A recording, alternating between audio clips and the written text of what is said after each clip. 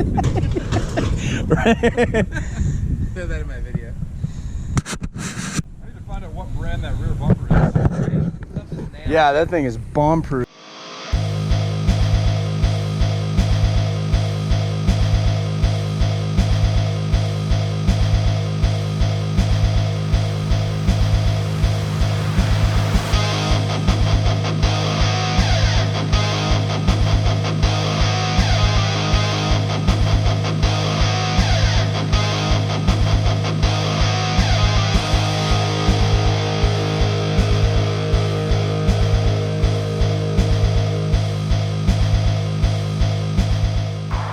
It's Nick with Adventure 406, and today I'm going to be reviewing this eBay bumper for my 2004 Toyota Land Cruiser. That's the 100 series for those of you in the know.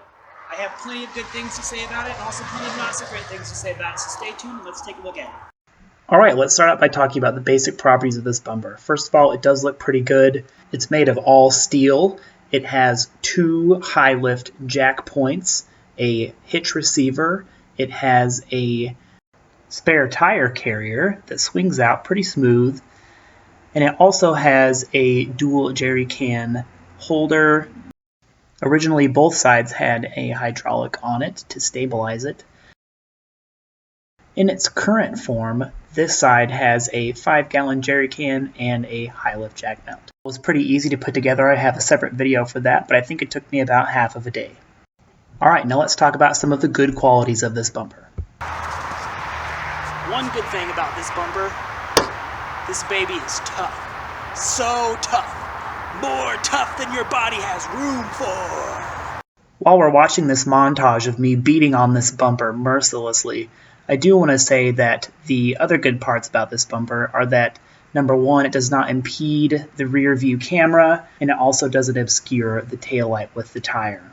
While we're watching this, let me talk about the first thing that I didn't like about this bumper. The departure angle with this bumper on it is actually worse than the factory departure angle. As a result, I bent this tire carrier on the first obstacle and dragged the bumper across every obstacle after. The second thing is the finish of this bumper. It started rusting out like a week after I put it on. The next thing I want to talk about is the overall quality of the bumper. If you can see in the picture here, the limiting tab broke right off about a week after it was put on, which led to the ultimate demise of the hydraulic, and it wasn't even under off-road conditions. And finally, the weight of this bumper is 220 pounds minus the tire and the jerry cans and equipment, which definitely puts some sag in the springs that you can feel in all driving conditions. Alright, I want to talk for a minute about some of the modifications that I wanted to make to this bumper. First of all, this one kind of happened on accident. It used to be a dual jerry can holder, but then I backed this into a tree and mangled it all to bits. So the other day I just modified it a little bit and made it into a mount for my high lift jack.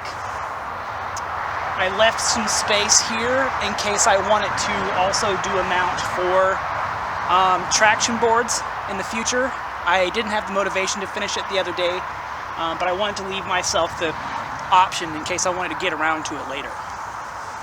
Another one of the modifications that I wanted to make, as you can see, the bumper is very low, and the departure angle is actually worse than the factory bumper. So what I wanted to do was trim this up and kind of tuck it in and roll it under, basically shore it up some and kind of help me out with that departure angle a little bit.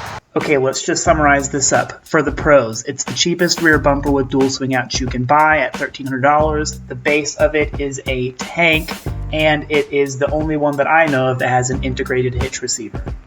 And finally, for the cons, the bad departure angle, the poor rust prevention, the lack of quality control, which caused some breakage issues, and the fact that it is so heavy. Well, that's all I've got, everybody. Thank you for watching. Please comment down below. Let me know what you think about it. I will post a link to this product in the description, and I hope to see you guys out there adventuring.